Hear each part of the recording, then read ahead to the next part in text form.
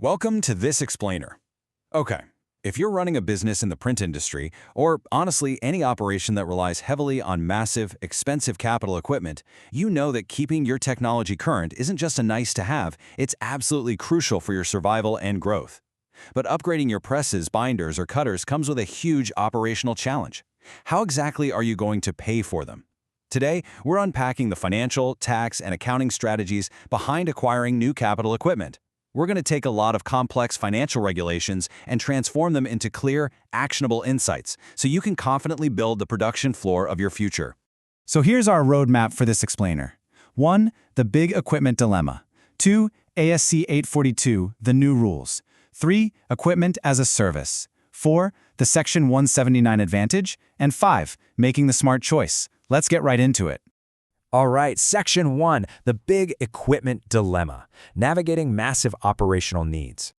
Navigating these massive operational needs? Yeah, it's a delicate balancing act. You need speed, you need color accuracy, and you need reliability to handle diverse materials, but at the same time, you've got to manage your budget and protect your cash flow. So I want you to ask yourself right now, looking at your own business framework, buy or lease. Do you prefer the certainty of owning your machinery outright, or are you prioritizing the flexibility of a monthly payment? There's really no single right answer here because it deeply depends on your company's size, your print volume, and your long-term goals. Let's break down the trade-offs. Buying, well, that gives you full ownership. Once it's paid off, the whole shebang is yours. There are no ongoing contracts, and over a span of several years, this can actually lower your long-term costs. On the flip side, leasing preserves your capital with much lower upfront costs. If you're in a high-volume environment, leasing is incredibly attractive because those agreements usually include managed print services. We're talking parts, labor, and toner, all covered. Plus, when the lease is up, you can just easily upgrade to the latest technology without the massive headache of trying to resell outdated hardware. To see how this actually plays out in the real world, consider this number, 25. Honestly, that's a massive number when we're talking about commercial digital presses. Back in 2016, Shutterfly, the massive digital retailer of personalized products, they didn't just lease 1 or 2 machines. They leased 25 HP Indigo 12,000 digital presses. This historic deal brilliantly illustrates the sheer power of leasing to scale up fast. Think about Shutterfly's holiday season. It's their most demanding production period by far. By leasing this massive fleet, they were able to handle thousands of jobs per day, custom photo books, greeting cards, calendars, without a crippling upfront capital investment. They even baked automated cutting, trimming, and collating systems into the deal. Basically, it gave them exactly what they needed, right when they needed it, to capture all that peak season demand. Moving on to Section 2, ASC 84, the new rules. Because, well, leasing just got a whole lot more complicated. So leasing gives you all this great flexibility, right? But the FASB accounting rules recently shifted the landscape, giving CFOs pretty much everywhere a minor headache. Enter ASC 842. The Federal Accounting and Standards Board rolled out this new lease accounting standard to really force transparency. Let's translate the jargon here. Before this rule, if you leased a printer, it probably didn't even show up on your balance sheet. Now, ASC 842 requires companies to report almost all leases directly on the balance sheet as a right of use, or ROU asset, along with the corresponding lease liability. The whole goal is to give anyone looking at your financial statements a true, totally transparent picture of your financial obligations and your exposure to risk. Let's look at the before and after picture. Under the old rules, ASC 840, operating leases were basically kept off the balance sheet. They were usually just hiding in the footnotes as deferred or prepaid rent. But under ASC 842, everything comes out of the shadows. Operating leases must now appear clearly on the balance sheet with those ROU assets and liabilities. This means your leased assets are recognized to fully reflect your control over that property for the entire duration of the lease term. So for the CFOs and managers tuning in, here are the compliance steps you actually need to follow. First, assess and pinpoint all your leases. That means office space, vehicles, and yes, your commercial printers. Second, classify them. This is absolutely vital. Is it an operating lease where you just use the asset for a set time? Or is it a finance lease, which effectively acts like a purchase agreement where ownership transfers to you at the end? Finally, you calculate the liabilities using a discount rate. Because the expense recognition differs wildly between operating and finance leases, hitting the nail on the head with this classification heavily impacts your financial metrics. There is, however, one very helpful, practical expedient to keep in mind. If you have short-term leases, meaning terms of exactly 12 months or less, they are generally exempt from this new balance sheet reporting. But a word of caution, you can't just pick and choose which short-term leases to exclude. You actually have to elect this exception at the entire asset class level. All right, Section 3, Equipment as a Service, a paradigm shift in acquisition.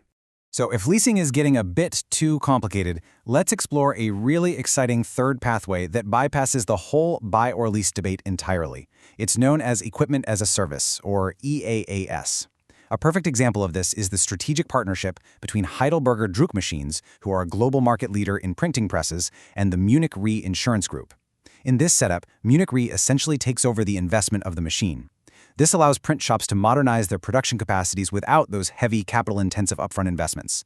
It's an amazing combination of Heidelberg's engineering expertise with Munich Re's financing and risk solutions. Let's actually unpack what's included in this subscription model. It is incredibly comprehensive. You aren't just getting a machine dropped off at your door. The subscription covers an agreed basic print volume, all your consumables, consulting, software, Internet of Things connectivity, and technical services. You are getting a flexible, completely risk-free solution all from a single source. It's entirely focused on automation and boosting your overall performance. And this brilliantly illustrates the core philosophy of equipment as a service: pay per outcome. By paying a fixed monthly rate for a basic volume and then just a fixed price for any additional printed sheets, your costs align directly with your revenue-generating print volume. Customers using this model are seeing super clear improvements in their overall equipment effectiveness. We're talking better make-ready times, faster speeds, and way less paper waste. Okay, Section 4, the Section 179 Advantage, a massive tax catalyst. Now, let's shift our focus to a strategy that can literally immediately boost your bottom line, regardless of whether you choose to buy or finance your equipment. 100%. That is the percentage of the purchase price you might be able to immediately deduct on qualifying equipment, all thanks to the Section 179 tax incentive. And yes, we are talking about large format printers, flatbeds, laminators, cutting plotters, almost all the production equipment commonly used in print shops today. The absolutely crucial point here is this. Section 179 was built to help businesses invest in technology. Instead of slowly depreciating a $50,000 printer over, say, 5 to 7 years, you can deduct the entire purchase price in the exact year the equipment is placed into service. And the absolute best part? You can take this full deduction even if you finance the purchase or lease the equipment. Think about that. You could make a single monthly payment in December and still deduct the entire total cost on that year's taxes. For print shops trying to manage seasonal cash flow, this is an unbelievable advantage. The timeline for this is simple, but it is incredibly strict. Step 1. Buy, lease, or finance the equipment. Step 2. Ensure it's delivered, installed, and placed into service before December 31st. Step 3. Claim the full tax deduction. As long as the equipment is used more than 50% for business, it generally qualifies. You just need to keep your invoices, delivery receipts, and financing agreements handy for your accountant to do the rest. Which brings us to Section 5, Making the Smart Choice. Bringing it all together.